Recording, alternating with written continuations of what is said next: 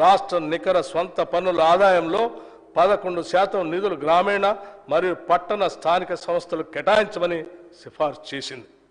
ఈ 11%లోని 61% నిధులు గ్రామీణ స్వయం ప్రతిపత్తి సంస్థలు కేటాయించాలని కూడా సిఫార్సు చేసింది.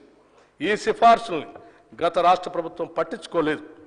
నిబంధనల ప్రకారం రాష్ట్ర ఆర్థిక సంఘం యొక్క నివేదికపై తీసుకున్న చర్యలను అసెంబ్లీలో ఉంచాలి. అయినా కూడా దాన్ని పూర్తిగా నిర్లక్ష్యం చేశారు. మా ప్రభుత్వం ఆ సిఫార్సులను వెంటనే ఆమోదించింది. ఆ ప్రకారమే నిధులు విడుదల చేస్తుంది. 1 దశాబ్దం వరకు కూడా శాసనసభలో రాష్ట్ర ఆర్థిక సంఘ నివేదికను ప్రవేశపెట్టలేదు. దానిని మా ప్రభుత్వం ఆమోదించి ఈ సభ ముందు ఉంచుతున్నాము.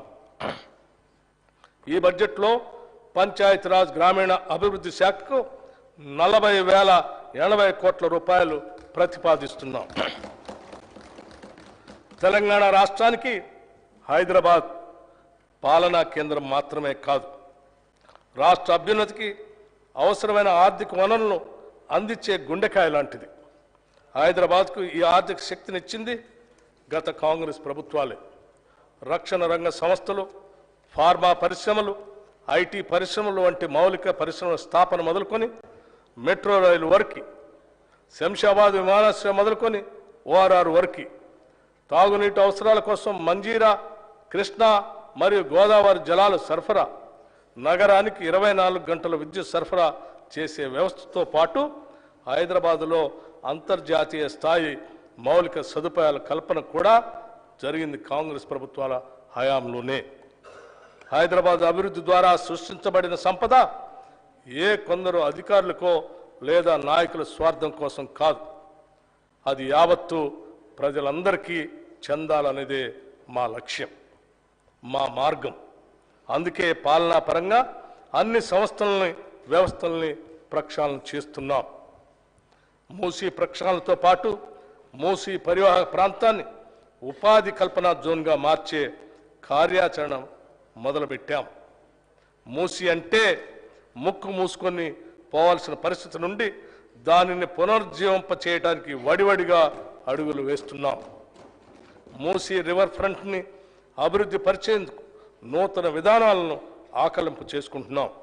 గౌరవ ముఖ్యమంత్రి శ్రీ రేవంత్ రెడ్డి గారు మరియు అధికారులు ఇటీవల లండన్ పర్యటన సందర్భంగా థేమ్స్ నదీ నిర్వహణ తీరుని పరిశీలించారు. ఏ మాత్రం కాలుష్యం లేకుండా థేమ్స్ నది లండన్ నగరం మధ్య నుంచి ప్రవహిస్తున్న తరహాలోనే మూసీ రివర్ ఫ్రంట్ని అభివృద్ధి పరచాలని ఆకాంక్షిస్తున్నాం. ఈ మేరకు ఇటీవల హైదరాబాద్ వచ్చిన British high commissioner Alex Ellis మరియు నీతి ఆయోగ్ వైస్ చైర్మన్ శ్రీ సుమన్ బెర్రీలతో కూడా ప్రభుత్వం చర్చలు జరిపింది. Musi river front development project ద్వారా ఈ కార్యక్రమం చేపడతాం. దీనిలో భాగంగా పాదచారుల జోన్లు, పీపుల్స్ ప్లాజాలు, పాత నగరంలోని హెరిటేజ్ జోన్లు, హాకర్ జోన్లు, చిల్డ్రన్స్ థీమ్ పార్కులు, ఎంటర్టైన్మెంట్ జోన్లు అభివృద్ధి చేస్తాం. మూసీ నదీ తీరాన్ని ఒక పర్యావరణ హిత పద్ధతిలో సమగ్ర ప్రణాళికతో అద్భుతంగా తీర్చిదిద్దుతాం. మన సాంస్కృతిక కట్టడాల పరిరక్షణ కూడా ఈ పథకంలో భాగంగా అమలు చేస్తాం. దీనికి కావలసిన నిధుల్లో ఎక్కువ శాతం నది చుట్టూ ఉన్న భూముల్ని వాణిజ్య అవసరాలకు అనుగుణంగా మార్చి సమకూరుస్తాం. భవిష్యత్తులో ఈ project Charminar, hitech city, Salarjung museum మరియు ఇతర పర్యాటక స్థలాలతో సమానంగా పోటీ పడుతుందనటంలో ఎటువంటి సందేహం లేదు. హైదరాబాద్ మెడలో అందమైన హారంలాగా మూసీ నదిని తీర్చిదిద్దుతాం. దీనికోసం 1000 కోట్ల రూపాయలు ఈ బడ్జెట్లో ప్రతిపాదిస్తున్నాం. తెలంగాణలో అభివృద్ధి వికేంద్రీకరణకి ప్రభుత్వం కట్టుబడి ఉంది. హైదరాబాద్ కేంద్రంగా రాష్ట్రాన్ని 3 జోన్లుగా ప్రభుత్వం భావిస్తుంది. ఔటర్ రింగ్ రోడ్ లోపల ఉన్న హైదరాబాద్ నగరం పట్టణ ప్రాంతంగా, ఔటర్ రింగ్ రోడ్డు, ప్రతిపాదిత రీజనల్ రింగ్ రోడ్డు మధ్య ఉన్న ప్రాంతం పెరి అర్బన్ జోన్గా, ప్రతిపాదిత రీజనల్ రింగ్ రోడ్ ఆవల ఉన్న భాగాన్ని గ్రామీణ జోన్గా నిర్ధారించి దానికి తగ్గట్లుగా అభివృద్ధి ప్రణాళికలు సిద్ధం చేయాలని ప్రభుత్వం ఆలోచిస్తుంది. రాష్ట్రంలోని అన్ని పుర ప్రాంతాలని సమగ్రంగా అభివృద్ధి చేసేందుకు పూర్తి స్థాయి ప్రణాళికలు కూడా సిద్ధం చేస్తున్నామని తెలియజేస్తున్నాం. రాష్ట్ర ఆర్థిక సిఫార్సుల మేరకు పట్టణ ప్రాంత అభివృద్ధికి నిధులు విడుదల చేస్తాం. ఈ బడ్జెట్లో పురపాలక శాఖకి 11,692 కోట్ల రూపాయలు ప్రతిపాదిస్తున్నాం. రైతు బాగుంటేనే ఊరు బాగుంటుంది. వ్యవసాయం లాభసాటిగా ఉంటేనే రాష్ట్రం యొక్క ఆర్థిక పరిస్థితి మెరుగుపడుతుంది. అందుకే రైతు రుణమాఫీ అంశాన్ని మేము మా ఎన్నికల ప్రణాళికలో కూడా స్పష్టంగా పేర్కొన్నాం. ఎన్నికల ముందు ప్రజలకి హామీ ఇచ్చిన విధంగానే రైతు రుణమాఫీ పథకాన్ని అమలు చేయబోతున్నాం. 2 లక్షల రూపాయల రుణమాఫీపై త్వరలోనే మా కార్యాచరణ ఉంటుంది. అందుకు విధి విధానాల్ని రూపొందిస్తున్నాం. ప్రతి పంటకు మద్దతు ధర ఇస్తాం. ఈ సందర్భంలో మేము రైతు బంధు పథకం గురించి ఒక విషయం ఈ గౌరవ సభ ముందు ఉంచదలుచుకున్నాం. రైతు బంధు యొక్క ముఖ్య ఉద్దేశం రైతుకు పెట్టుబడి సాయం అందించడమేనని గత ప్రభుత్వం ఈ పథకాన్ని ప్రారంభించింది. రైతుకు సాయం అందించడం అనేది ప్రశంసించదగిన విషయమే అయినా ఈ పథకం పేరుతో అసలు రైతుల కన్నా పెట్టుబడిదారులు మరియు అనర్హులే ఎక్కువ లాభం పొందారని చెప్పడానికి ఎంతో చింతిస్తున్నాం. సాగు చేయటానికి పనికిరాని కొండలు, గుట్టలు, ఆఖరికి రోడ్లు ఉన్న స్థలానికి కూడా రైతు బంధు సాయం ఇచ్చారు.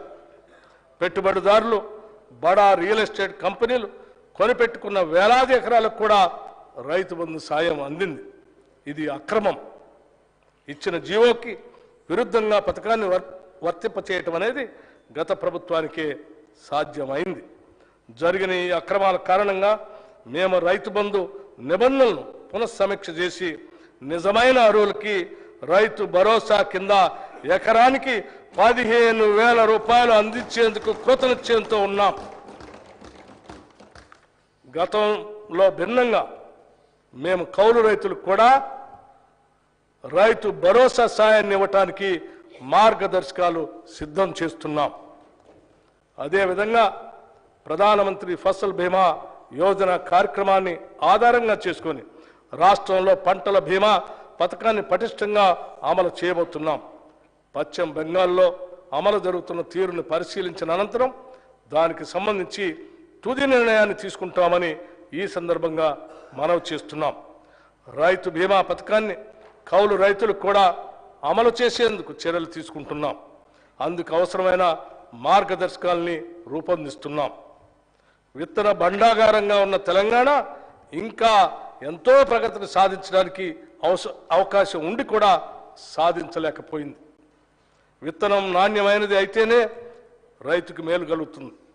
విత్తనం నాసి రకంది అయితే రైతు శ్రమంతా బూడిదలో పోసిన పన్నీరు అవుతుంది. పంట చేతికి రాకపోవటమే కాకుండా అప్పటి వరకు పెట్టిన పెట్టుబడి అంతా వృధా అయిపోతుంది.